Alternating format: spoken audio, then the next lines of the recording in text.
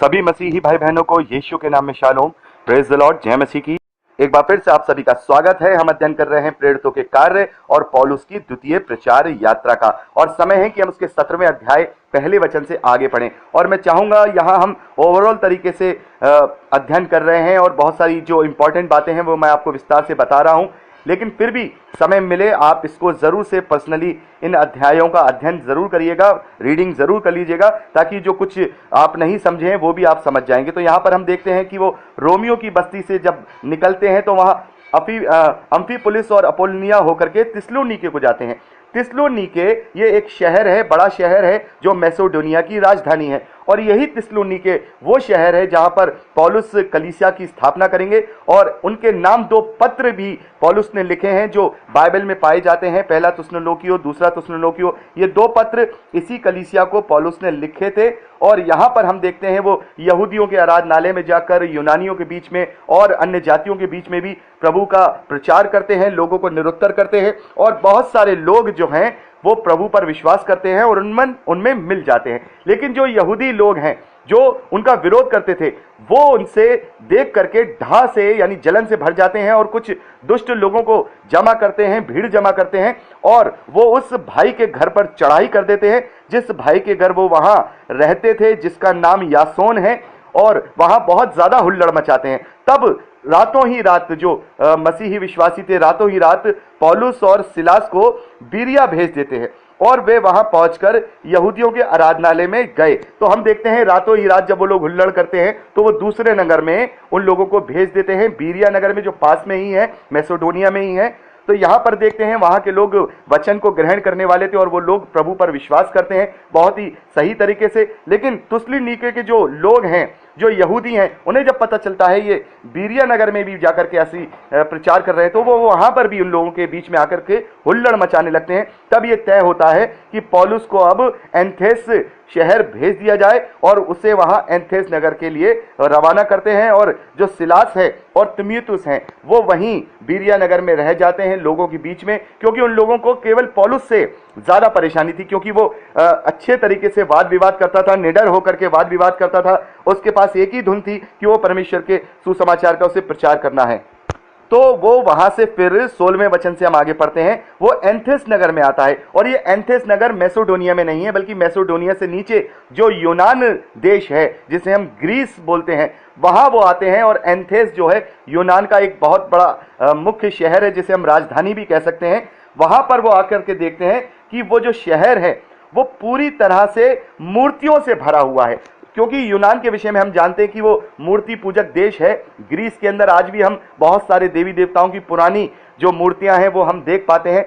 तो ये जो शहर है ये पूरी तरह से मूर्ति पूजकों का शहर है, और यहाँ तमाम देवी देवताओं की मूर्तियों से ये शहर भरा पड़ा है। और उन्हें देख करके पौलुस का मन जल जाता है, लेकिन फिर भी वो यहूदियों के आराधनालय में जाकर भक्तों के बीच में और वो जो लोग अन्य जातियों से जो देवी देवताओं की पूजा करते थे उनके बीच में जाकर के उन्हें समझाता था, उन्हें उनसे वाद विवाद करता था, उन्हें सुसमाचार सुनाता था। तो इस पर इपिकूरी और स्तुकी दार्शनिकों में से कुछ पौलुस से तर्क करने लगे और उससे कहने लगे, ये क्या बकवादी करना चाहते हो? परंतु कुछों ने कहा, ये अन्य देवताओं का प्रचारक मालूम पड़ता है, क्योंकि ये यीशु और उसके पुनरुत्थान का सुसमाचार सुना रहा है। तो यहाँ पर उन्हें लगा कि ये लगता है किसी अन्य देवी देवता का कोई ये जो है सुसमाचार सुना रहा है, उसका प्रचार कर रहा है। तब वे उसे अपने साथ अरियुपगुस ले गए। ये अरियुपगुस जो है ये ऐसी जगह, एक तरह से हम सांसद समझ सकते हैं, जैसे हमारे देश की सांसद है, वहाँ पर जो वहाँ के राजा हैं, मंत्री हैं, ये सब, क्योंकि यूनान में इस तरीके का जो शासन था कि वहाँ इस तरीके से नहीं होता था कि एक राजा करता था, एक पूरा मंत्रिमंडल टाइप का वहाँ पर सदस्य हुआ करते थे उस जगह के। तो वहाँ पर वो लेकर के उसे जाते हैं कि वहाँ पर जो भी बोलना है तू वहाँ बोल। तब पौलुस वहाँ पहुँच करके खड़े होके एथेंस के लोगों से बात करते हैं। वो कहते हैं, मैं तुम्हें देखता हूं, तुम हर बात में देवताओं के बड़े मानने वाले हो, क्योंकि मैं फिरते हुए जब तुम्हारी पूजने की वस्तुओं को देख रहा था तो एक ऐसी वेदी भी पाई जिस पर लिखा था अनजाने ईश्वर के लिए, इसलिए तुम जिसे बिना जाने पूजते हो मैं तुम्हें उसका सुसमाचार सुनाता हूं। तो यहाँ पर पौलुस उस जगह पे हैं, एक बहुत ही स्पेशल जगह पर वो खड़े हैं, तमाम लोग हैं, एथेंस के लोग वहाँ जमा हैं, और जनता वहां पर खड़ी हुई है, उनके बीच में वो उन्हें संबोधित करते हैं कि वो कहते हैं कि मैं तुम्हें देखता हूं, पौलुस बोलते हैं मैं तुम्हें देखता हूं कि तुम बड़े बड़े देवताओं को पूजने वाले लोग हो, बड़े बड़े हर एक चीज का तुमने देवता बना रखा है, सूर्य देवता बना रखा है, चंद्र देवता बना रखा है, तुमने हर एक प्रकार के देवता बना रखे हैं। लेकिन मैंने देखा तुमने एक ऐसी भी वेदी बनाई है जहां तुमने लिखा है अनजाना ईश्वर। तो ये जो अनजाना ईश्वर जिसे तुम पूजते हो, मैं उसी अनजाने ईश्वर का सुसमाचार तुम्हें सुनाना आया हूं, वही मैं तुम्हें सुनाता हूं। जिस परमेश्वर ने पृथ्वी और उसकी सब वस्तुओं को बनाया, वह स्वर्ग और पृथ्वी का स्वामी होकर हाथ के बनाए हुए मंदिरों में नहीं रहता, न किसी वस्तु की आवश्यकता के कारण मनुष्यों की हाथ से सेवा लेता है, क्योंकि वह स्वयं ही सबको जीवन और श्वास और सब कुछ देता है। और ये सब बातें वहां इस प्रकार से मूर्ति पूजा के विरोध में कि मूर्ति जो परमेश्वर है वो मूर्तियों में नहीं रहते हैं, ये सारी चीजें आप इसको पर्सनली तरीके से पढ़ लीजिएगा।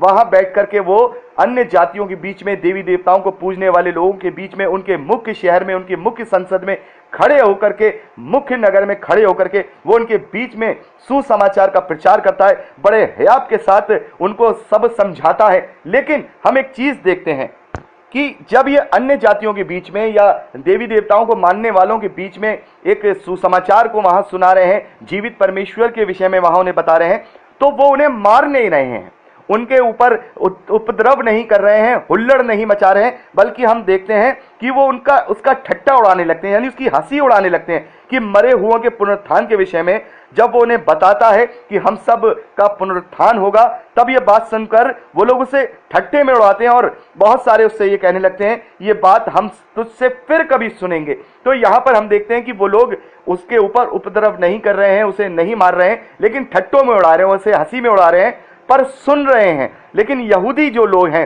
वो परमेश्वर के वचन को जानने वाले, हर सप्ताह के दिन पवित्र शास्त्र को पढ़ने वाले, उसमें भविष्यवाणियों को पढ़ने वाले वो लोग प्रभु यीशु मसीह पर विश्वास नहीं कर रहे हैं और उनके प्रचारकों को ढूंढ ढूंढ करके परेशान कर रहे हैं। हमने देखा एक शहर से दूसरे शहर भी जाकर के अगर उन्हें लगता है कि पौलुस प्रचार कर रहा है तो उसको वहां पर भी जाकर के खदेड़ना चाहते हैं। तो यहां पर हम देखते हैं एथेंस वासी जो हैं सुनते हैं, ठट्टों में उड़ाते हैं, लेकिन उनमें से कुछ लोग पौलुस के साथ मिल जाते हैं, जिसमें से दियोनुसिस नाम का एक मनुष्य है जो संसद का सदस्य था, और दमरिस नामक एक स्त्री थी, वो भी उसके साथ होली, और कुछ और लोग थे जिन्होंने पौलुस का विश्वास किया और प्रभु पर विश्वास किया, वो उसके साथ हो लिए। और उसके बाद हम देखते हैं यहाँ हमने 17वें अध्याय को जो है कंप्लीट किया है, और मैं जानता हूं इसे मैं ओवरऑल तरीके से यहां पर आपको बता रहा हूं, और यहां ऐसी कोई विशेष इंपॉर्टेंट बात नहीं है कि मैं स्पेशली तौर पे आप लोगों को वहां डिस्क्राइब करूं, और डिस्क्राइब करने के लिए तो बहुत सारी चीजें हैं, लेकिन मैंने जैसा आपसे कहा कि आप इसको पर्सनली रूप से जरूर रीड कर लीजिएगा। इन तरीके से हम प्रेरितों के कार्यों को समझ पाएंगे कि पौलुस कहाँ कहाँ गए, कैसे कैसे उन्होंने जो है प्रचार किया, कैसे कैसे यात्राएं की। अभी हमने देखा पहली यात्रा की थी, अब ये दूसरी यात्रा चल रही है, इसके बाद तीसरी प्रचार यात्रा होगी, फिर अंत में वो रोम की तरफ जाएंगे। तो ये सारी चीजें हम पढ़ करके देखते हैं कि कैसे चेलों ने, प्रेरितों ने किस प्रकार से, कैसी कैसी कठिनाइयों से, कैसे हियाव के साथ प्रभु के वचन को आगे बढ़ाया है। तो ये सब जानकारी और हिस्ट्री के रूप में हम देखते हैं, और यहाँ कोई ऐसी इंपॉर्टेंट बात मुझे लगी नहीं कि मैं आपको डिस्क्राइब करूं, लेकिन आप इसको पर्सनली जरूर पढ़िएगा। और अगर कोई भाई इसे पर्सनली पढ़े और उसे लगे कि यहाँ मुझे ये जानना है, तो वो पर्सनली रूप से मुझसे क्वेश्चन कर सकता है, मैं उसको बिल्कुल उस बात को समझाऊंगा। तो यहाँ पर हमने 17वें अध्याय को हमने कंप्लीट किया। समय है कि हम 18वें अध्याय की ओर आगे बढ़ते हैं। यहाँ पर जब हम पहले वचन से पढ़ते हैं तो यहाँ कुरिन्थुस नगर है, उसी से पास में एक शहर है, थिस्सलुनीके के पास एक माफ कीजिए, थिस्सलुनीके कह रहा हूं मैं, एथेंस शहर के पास कुरिन्थुस का शहर है, और ये वही कुरिन्थुस है, यहाँ कुरिन्थियों की कलीसिया पौलुस ने स्थापित की थी। तो हम देखते हैं कि पौलुस एथेंस को छोड़कर कुरिन्थुस में आया, वहां उसे अक्विला नामक एक यहूदी मिला जिसका जन्म पुन्तुस में हुआ था। वह अपनी पत्नी प्रिस्किला के साथ इटली से हाल ही में आया था, क्योंकि क्लौदियुस ने सब यहूदियों को रोम से निकल जाने की आज्ञा दे दी थी, इसीलिए वह उनके यहाँ गया, और उनका और उन दोनों का उद्यम यानी जो कार्य था, यानी वो जो काम करते थे वो एक था, इसलिए वह उनके साथ रहा और वे काम करने लगे। उनका जो उद्यम था यानी जो कार्य था वो तंबू बनाने का था। तो हम देखते हैं कि पौलुस जो है प्रचार के साथ साथ जब वो उसे जीविका की जरूरत पड़ती थी तो वो कार्यों को भी किया करता था, और उसका जो काम था, जो मुख्य काम था, वो तंबू बनाने का था। और उन लोगों का भी यही काम था कि वो तंबू बनाते थे, इसलिए वो उनके साथ रहा। वह हर सप्ताह के दिन आराधनालय में जाकर वाद विवाद करके यहूदियों और यूनानियों को भी समझाता था। तब सिलास और तिमुथियुस मकिदुनिया से यानी मैसेडोनिया से आए तो पौलुस वचन सुनाने की धुन में यहूदियों को गवाही देने लगा कि यीशु मसीह है। परंतु जब वे विरोध और निंदा करने लगे तो उसने अपने कपड़े झाड़कर उनसे कहा, तुम्हारा लहू तुम्हारी ही गर्दन पे हो, मैं निर्दोष हूं, अब से मैं अन्य जातियों के पास जाऊंगा। तो बहुत कोशिश करने के बाद पौलुस ने वहां लोगों को सिखाया, लोगों को बताया, और बहुत ज्यादा कोशिश करने के बाद जब यहूदी नहीं समझे तो वहां से अब फिर वो वहां कुरिन्थुस नगर के जो अन्य जातियां हैं और जो यहूदी नहीं हैं उनके बीच में प्रचार करने के लिए निकल गया। और वहां हम देखते हैं कि तीतुस और युस्तुस नामक परमेश्वर के एक भक्त के घर में आया, जिसका घर आराधनालय से लगा हुआ था। तो ये वही तीतुस है जिसके नाम हम पत्री देखते हैं बाइबल में। ये अन्य जाति से है और जवान जो है मसीही विश्वासी है, और वहां पर कलीसिया को स्थापित करने में पौलुस की मदद करते हैं और प्रचार करने में पौलुस की मदद करते हैं। ये वही तीतुस हैं जिन्हें अभी पौलुस पत्री लिखेंगे, जो हम बाइबल में पाते हैं तीतुस की पत्री। तो ये वही व्यक्ति है, ये उनके घर जाते हैं और उनके साथ मिलकर के लोगों को, कुरिन्थ को प्रचार करते हैं, उनके बीच में प्रभु पर विश्वास लाने के लिए उन्हें बातें सुनाते हैं। और बहुत सारे कुरिन्थ ने सुनकर विश्वास किया और बपतिस्मा लिया। प्रभु ने एक रात दर्शन के द्वारा पौलुस से कहा, मत डर, वरन कहे जा और चुप मत रहे, क्योंकि मैं तेरे साथ हूं और कोई तुझ पर चढ़ाई कर कर तेरी हानि ना करेगा, क्योंकि इस नगर में मेरे बहुत से लोग हैं। इसलिए वह उनमें परमेश्वर का वचन सिखाते हुए 1.5 साल तक रहा।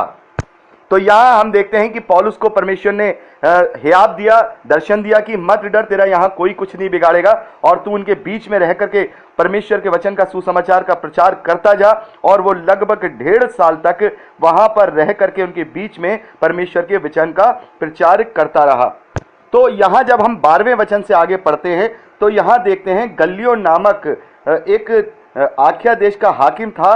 तो यहूदी लोग एका करके पौलुस पर चढ़ आए और उसे न्याय आसन के सामने लाकर कहने लगे, ये लोगों को समझाता है कि परमेश्वर की उपासना इस रीति से कर जो व्यवस्था के विपरीत है।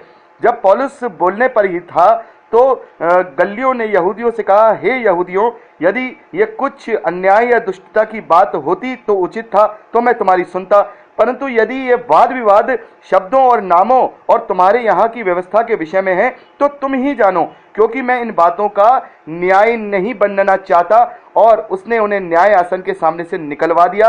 तब सब लोगों ने आराधनालय के सरदार सोसिनेस को पकड़कर न्याय आसन के सामने मारा, परंतु गल्लियों ने इन बातों की भी चिंता ना की। तो हम यहाँ देखते हैं कि एक बार फिर से वहाँ के जो यहूदी है वो एका करते हैं और पौलुस को न्याय आसन के पास ले जाते हैं। वहाँ के हाकिम जो गल्लियो है उसके पास ले जाते हैं और कहते हैं कि हमारे ये व्यवस्था के विषय में ऐसे बोलता है, उसके विषय में बोलता है। तो वो न्याय का हाकिम कहता है कि यदि इसने कोई कानून व्यवस्था बिगाड़ी है तो उसके लिए तो मैं इसका न्याय कर सकता हूं, लेकिन अगर ये तुम्हारी व्यवस्था और केवल वाद विवाद और नामों के लिए तुमको बातें समझाता है तो उसके लिए मेरे पास कोई सजा नहीं है। और वो उसको वहां से छोड़ देता है। तब वो खिसिया जाते हैं और जो आराधनालय का जो सरदार है उसको पकड़ के उसी हाकिम के सामने मारने लगते हैं और वो वहां से चले जाते हैं। और 18वें वचन में लिखा है, पौलुस बहुत दिन तक वहां रहा, फिर भाइयों से विदा होकर खंक्रिया में इसलिए सिर मुड़ाया क्योंकि उसने मन्नत मांगी थी, और जहाज पर सीरिया को चल दिया। और उसके साथ प्रिस्किल्ला और अविकिल्ला थे। उसने इफिसुस पहुंचकर उन्हें वहां छोड़ दिया और आप आराधनालय में जाकर यहूदियों से विवाद करने लगा। तब उन्होंने उससे विनती की, हमारे साथ कुछ और दिन रहे, तो उसने स्वीकार न किया, परंतु ये कहकर उनसे विदा हुआ, यदि परमेश्वर ने चाहा तो मैं तुम्हारे पास फिर आऊंगा। तब वह इफिसुस से जहाज खोलकर चल दिया और कैसरिया में उतर कर यरूशलेम को गया और कलीसिया को नमस्कार करके वापस अंताकिया में आ गया। तो यहाँ पर हम देखते हैं कि पौलुस तमाम जगहों पे घूमते घामते, शहर से शहर, लोगों के बीच में प्रचार करते हुए सब जगह पे आते हैं। और लास्ट में हम देखते हैं जो प्रिस्किल्ला और अविकिल्ला है जो वहां पर कुरिन्थ में उसे मिले थे, वो उसके साथ आते हैं और इफिसुस जा करके जो इफिसियों की पत्री हम देखते हैं, इफिसुस नगर में वो कलीसिया स्थापित की गई थी, वहां पर उन दोनों को वो छोड़ देते हैं और वहां पर भी प्रभु का प्रचार करते हैं, यहूदियों से वाद विवाद करते हैं और वहां उन दोनों को वो जिम्मेदारी दे करके वो वापस यरूशलेम को आते हैं और यरूशलेम से फिर वो वापस अंताकिया, जो सीरिया का अंताकिया है जहां से वो चले थे, वो वापस वहां आ जाते हैं। तो यहां पर हमने पौलुस की द्वितीय प्रचार यात्रा का हमने वर्णन देखा कि कैसे कैसे सब हियाव के साथ उसने